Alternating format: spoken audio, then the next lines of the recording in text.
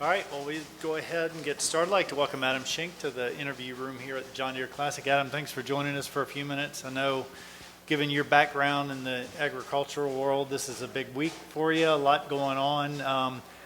In addition to the fact that you have had good success here in past John Deere Classics, a couple of top 10 finishes, just a few thoughts on how it feels to be back here this week.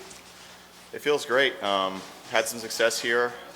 Midwest course is bent grass, so I really enjoy that aspect of it. They take a ton of pride in their tournament and do a great job running it. So it's easy to come back here and really look forward to it year after year. And just a few comments about how you're feeling coming into the week. You've had 4 top 10s, including your 7th place finish last week at Rocket Mortgage. Just a few thoughts on how you're able to hopefully carry that over and keep the good play going. Feels good. I feel like recently it's been kind of feast or famine, so I feel like I either play really well or miss the cut. So I would love to, get a little more on the end of the spectrum where you're playing well consistently. And if you're not playing great, you're still making the cut and finishing whatever that might be, 30th, 40th. But I try and pride myself on being consistent and making a lot of cuts because I don't think you'll talk to many people out here that no one likes missing cuts, but that would be, a little bit of an upcoming goal for me is just to clean up some of the weeks that I'm not as sharp as, some of the good weeks I've had. Mm-hmm. So it's just figuring out how to do that. It's the hard part, and that's what everyone's always searching for. Weather permitting, I know tonight is going to be a fun night for you guys with the big dig. How excited, I guess everybody's coming in that if that goes without a weather hitch, is that something you guys are all excited about? Yes, so I've done it twice. It's been a couple years since I have done it. Last year, got sick and had to withdraw, which was unfortunate, but the big dig, it's special. Get around some of the John Deere equipment and get to play with some of the bulldozers and move some dirt. I think we're going to take our dog Bunker out there as well and son AJ. So Bunker will be running around, jumping in the pond, I'm sure. So he'll be in heaven. Good. Okay, well, with that, we'll take a few questions. I think Craig wants to start us off back there. Does Bunker still get as much love at home as with the baby there? Because that tends to change. He does. Maybe a little more so from me just because my wife's a little busier. If I go out and play when we're home, I take Bunker to the golf course every time. He doesn't miss. And leaving this morning, he sees me take my golf bag, and he goes with me most of the time, but when we're at tournaments, he doesn't go, obviously. So he sees me taking the golf bag, and he knows he's not going. So he puts on the pouty face, and he makes you feel pretty bad. Does the taste you've had are you frustrated with the runner-up finishes and the near misses at this point, or are you learning from every opportunity? Yeah, learning. It's incredibly hard to win out here, and I think everybody knows that. No one will argue with that. It takes some luck, and I've had a decent amount of luck to even finish second. So great weeks, if you keep knocking on the door enough times, eventually you'll walk through. So I guess that would be more my mentality. The one at Charles Schwab stings losing in a playoff, but the more I look back on it, Emiliano, he doubled the last hole, so I really didn't even deserve to be in the playoff. So just having a chance and had 2 putts to win. So I had my chances, didn't work out. So taking what I learned from that week and then from Valspar, putting it towards weeks where I'm playing well, like last week, I didn't get it done, but a few more putts go in, a few less mistakes here or there, I would have been right there. So just generally building off of the recent success for when the cards do align, I think that gives me my best chance to win. We tend to focus on the young players that show up here with the college resumes that kind of pop. But there's another way to build a career out here, and you're an example of that. Did the early top 10s here at the Deere kind of, when you weren't making as many cuts as you might like or weren't finishing as high in the FedEx Cup standings as you would have set out to do, I mean, how much did those top 10s mean to you? Did they tell you belong? A lot, and maybe more so the second one. The first time I top 10 here, I think I finished 7th. I had one of my friends in the bag, Ben Marvin, a college teammate of mine, and we played great. I made a ton of putts. I played okay. I just made everything I looked at, especially on the weekend. But the next, maybe 2 years later, Brent Henley was on the bag, and I was struggling.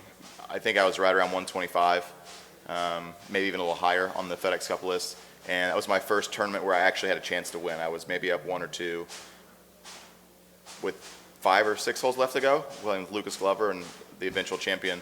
And that was the first really taste of, I have a golf tournament to win, it's kind of mine to lose. And I made one bogey coming in, and he birdied several holes coming in, so I kind of lost it, but he more so won it as well. And then that really propelled me to thinking, all right, I got really close. I think using that experience, I can build off of that and get better and be more prepared for the next time. And I think I finished 4th that week, and that was a very big confidence builder. And I feel like I've taken off a little since then, because confidence was very low at that point. And that has been a little bit of a resurgence in my career, which is, it's funny you ask, because I actually talked to my wife about that yesterday, about if I would have played poorly that week, or if I tweaked my back, I would have missed out on that, 4th place finish and the FedEx Cup points, the confidence, all that stuff. So it was a sneak career changing moment. What do you attribute where you are now, just the way that your game has developed this season? That's a good question. I think about it a lot. Some luck, some experience, just getting better at knowing my game and how I need to play golf and how I need to handle situations where I'm not good at a certain shot. How do I get by and make par? And being patient. I mean, I know it's easier said than done, but it's a lot of the same things that the guys sit up here that win a lot more than I do, or win at all, because I have not won. But patience, sticking to your game plan, not getting ahead of yourself, just simple things like that. And then, there's a difference between talking about it and then actually doing it on the golf course. And that's where I feel like I've really improved, this year, is implementing it instead of necessarily talking about it, or, there's a couple exceptions where I stuck to my process, but here I kind of got loose and made 2 silly bogeys. That's what I've really tried to do this year, is just eliminate, can't eliminate all mistakes. I try to. I set a pretty high standard. Brett Swedberg and I, we try our best just to eliminate mistakes. Yes, he is. TJ. Are you familiar with the history of this tournament and the first-time winners that this has produced? I know it's produced a lot of first-time winners. I don't know how many or how many years in a row, but 23 up to this point. 23. Do you even think about that?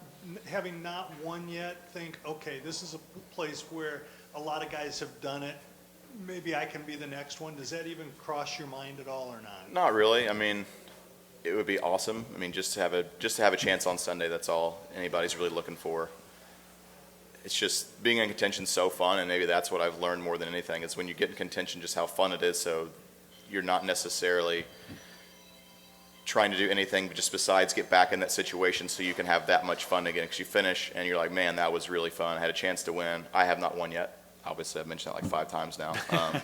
But that's the fun part, and I think that's what, like guys like John Rahm or something that wins consistently, then you get a taste of winning, and he just gets back there so often, and it's just fun. Okay, but now, was that just a step in the progression for you to have that mentality where being in contention is fun, as opposed to being in contention and getting deer in the eye, deer in the Headlights, yeah. Look and like, oh my God, I'm in contention, what do I do now? It can be, and I don't think you can predict how you're going to act. I mean, a lot of these new guys that come out here straight from college are like, much more so ready to win than I was. Like I said, I've been, basically a career grinder, so I've just kind of been on a slow, steady slope up, and there's some ups and then there's some, downs for 4 or 5 months at times. And I think that you're exactly right when you said that's a step in the progression of just learning how I feel when I get in contention, how I handle the nerves, what changes in my swing, what did I mess up, and how do I fix it for the next time. And that's what I think everyone out here is always trying to figure out. And it's easier said than done. And you try some things and they work, and then you try the same thing next week and it just doesn't work, for lack of better words. So that can be the maddening part of this game. But like last week, I didn't win last week, but I still had a great week. We had a ton of fun.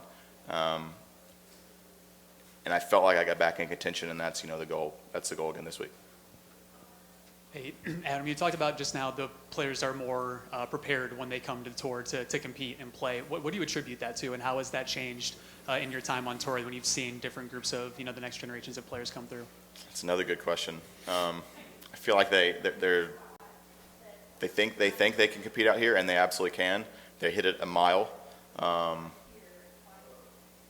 They're just polished. I mean, I don't know if it's what you can exactly attribute it to. Knowing how to play golf better, using some of the technology, TrackMan, Foresight, whatever those might be, and just maybe it's slowly starting. Those guys see people before them have success straight out of college, and then they know they can do that, and they work that much harder. And just feel like since I've been out here, it's gotten a lot harder to keep your card out here. It's gotten harder to win. It's gotten harder to top 10. And even if it's even if it's a field like, I think last week was a pretty strong field for Rocket Mortgage compared to other fields they've had, which have never been bad, but this one was extra strong.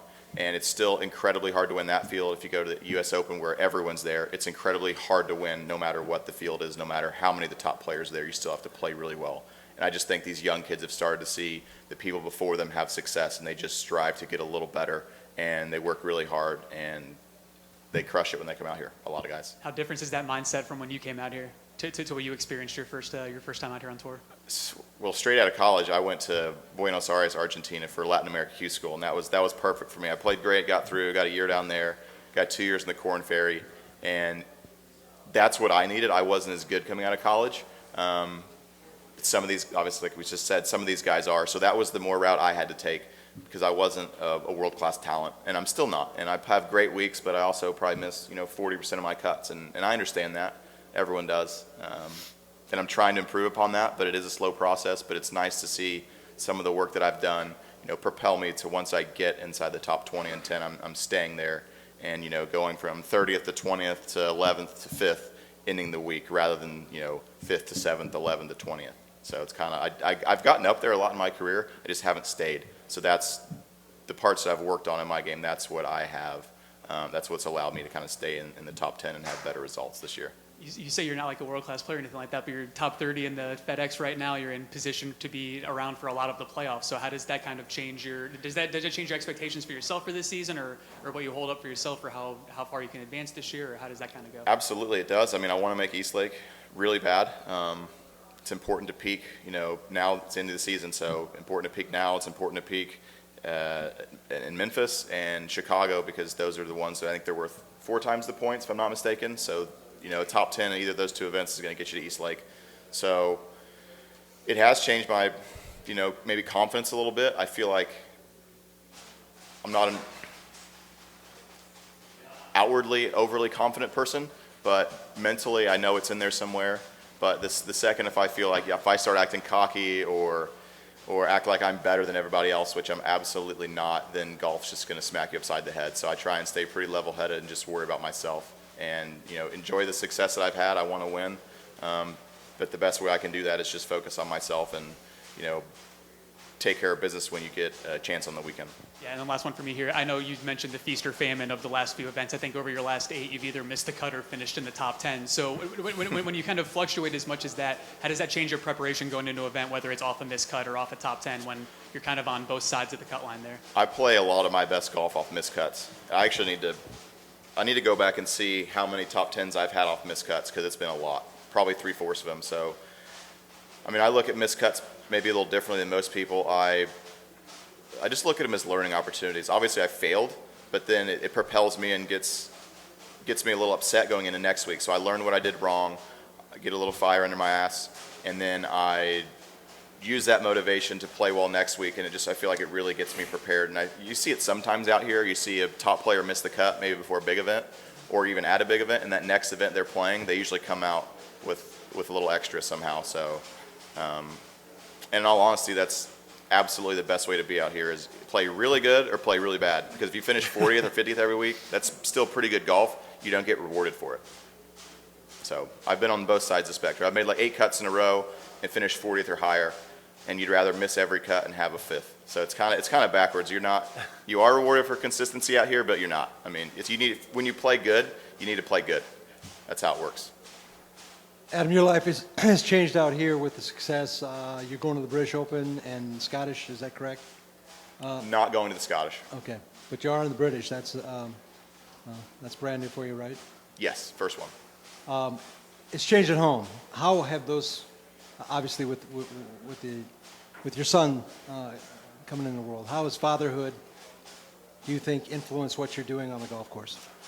I think it does. I think you see a lot of people have kids and they play really good afterwards. You have a new perspective. It's, golf, yourself, even your wife. It's, your wife's very important, of course, but you've added a new addition where now your child is the most important thing in the world to you right now. And if I play great golf, that's awesome.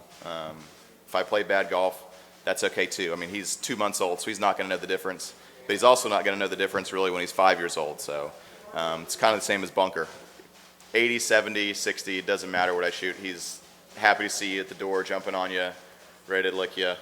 And I find comfort in that. I find myself thinking about him just a lot when I'm on the golf course or just throughout the day. And it just brings a smile to your face how special it is just to be a dad, and we're just really enjoying it. Got one more right in here. Hey Adam, you're sitting up there kind of joking a little bit about not winning. So what kind of keeps your positivity going every week to think about that getting that one win eventually? I mean, everyone has such different talent levels out here. I mean, there's guys, I feel like there's 20 to 30 guys out here, maybe more. They're just really good. They're probably just a step above everybody else. And I was talking with Peter Malnati last week, and he said, I shot 20 in it last week. Maybe he shot 19 or 18. We talked in the locker room. He's like, I played great for me. I'm like, I played great for me too. That was a great week for me to finish 7th. And could I have shot 24? Maybe, but I would have had to have had 4 shots of basically luck of making a 20-footer, different things that needed to happen for me to have a chance. So I still played great. Where if John Rahm probably plays great, he's probably not finishing 7th. So I think it's important for people just to realize it goes back to focusing on yourself. If I take care of my business and handle my situations and my talent level and the shots I can hit and the shots I don't know how to hit as consistently, how do I get by those? That is how I give myself the best chance to win rather than, I played great and finished 7th, I need to change everything. Because it is hard to win out here, and I think people lose sight of how good a golf you have to play to even finish in the top 20. And it goes back to the Kevin Kisner quote, a long time ago. They give away a lot of money for 20th place too, so it's not all bad. I mean, winning's great, but it's not all it's about. But that's something I have to knock off my list. That's next for me. So I would not have regret if I don't win, but it's something that I really, really want to do. Okay, that being said though, your entire career, say you go without a win, would you be content having gone your entire career without a victory or not? Yes, it'd be fine. But it's something that would always be in the back of my mind, knowing how close I got and then never got there. So that's what would nag on me, or be the little guy on my shoulder, possibly telling me. But hopefully I don't have to cross that bridge. But if I do, that's okay too.